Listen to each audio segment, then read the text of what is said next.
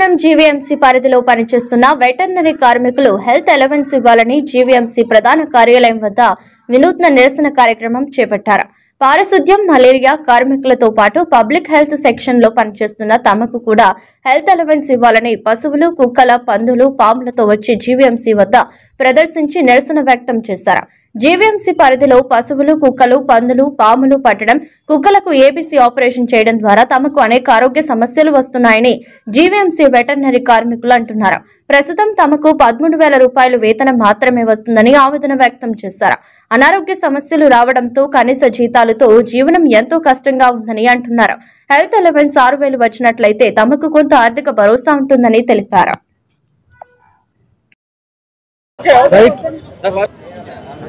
Visakhapatnam municipal కార్పొరేషన్లో 53 మంది కార్మికులు అనేక సంవత్సరాలుగా పాములు పడుతూ ఉన్నారు, పిచ్చి కుక్కలు పడుతూ ఉన్నారు. కుక్కలను పెట్టుకొని ఆపరేషన్ చేసి వాటిని భద్రపరుస్తూ ఉన్నారు.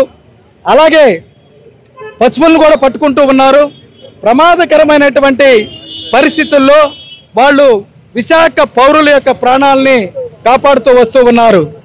కానీ వారి యొక్క జీతాలు అతి తక్కువగా ఉన్నాయని, వాళ్ళ యొక్క ఆరోగ్యాలు ఈ పని వలన చెడిపోతున్నాయని, అనారోగ్య పాలు అవుతున్నాయని 2024లో డిసెంబర్ నెల 11వ తేదీన మున్సిపల్ కార్పొరేషన్ కౌన్సిల్ 98 మంది కార్పొరేటర్లమే మేయరు, డిప్యూటీ మేయర్లు ఏకగ్రీవంగా తీర్మానం చేశాం. 4,500 కోట్ల రూపాయలు మున్సిపల్ కార్పొరేషన్ యొక్క ఆదాయం ఉంది. ఆఫ్టర్ ఆల్ వాళ్ళకి 6,000 రూపాయలు ఆరోగ్య అలవెన్స్గా ఇవ్వడానికి ఏం పోయింది మీకు? మేము చేసినటువంటి తీర్మానాన్ని మీరు ఎందుకు అమలు చేయరు? మీ రాష్ట్ర ఖజానా నుంచి రూపాయి ఇవ్వటం లేదు కదా. మేము చేసినటువంటి తీర్మానాన్ని అమలు చేయకుండా మీరు ఎందుకు తొక్కిపెడుతున్నారనేటువంటిది నేను రాష్ట్ర చంద్రబాబు నాయుడు ప్రభుత్వాన్ని అడుగుతూ ఉన్నాను. మున్సిపల్ యూనియన్ సిఐటిగా కార్పొరేషన్ సంబంధించి ప్రిన్సిపల్ సెక్రటరీ చుట్టూ తిరిగారు, కానీ మీరు అమలు చేయకపోవటం అనేటువంటిది సరైనటువంటిది కాదు. 53 మంది ప్రమాదకరమైనటువంటి పరిస్థితుల్లో వాళ్ళ ప్రాణాలని పణంగా పెట్టి విశాఖ పౌరుల యొక్క ప్రాణాలని కాపాడుతూ ఉన్నారు. దయచేసి ఇప్పటికైనా చంద్రబాబు నాయుడు గారు వెంటనే చొరవ తీసుకోవాలి.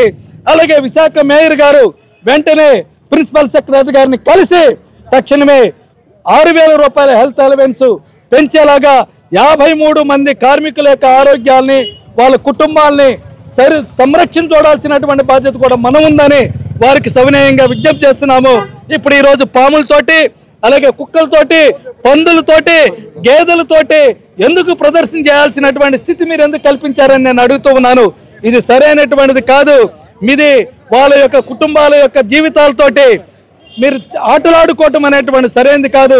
వాళ్ళకి పిల్లలు ఉన్నారు, చదువులు చదివించుకోవాలి, వాళ్ళకి తల్లిదండ్రులు ఉన్నారు, వారికి ఒక ఇల్లు కావాలి, వాళ్ళ యొక్క ఖర్చులు ఉన్నాయి. వాళ్ళన్నిటికి కావాల్సినటువంటిది మీరు అదనంగా వేతనాలైన 15,000 రూపాయల నుంచి అదనంగా 6,000 రూపాయలు చెల్లించేటటువంటి చర్యలు చేపట్టాలని.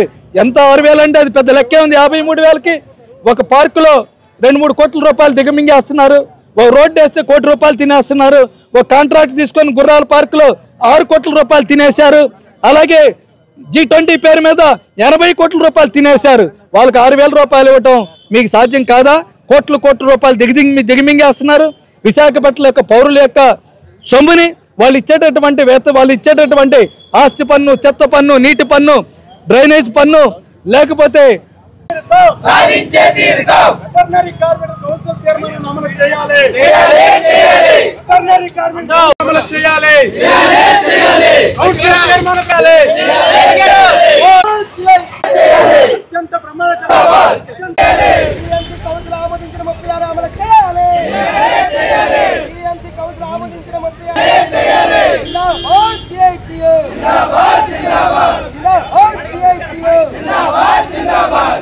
కార్మికులు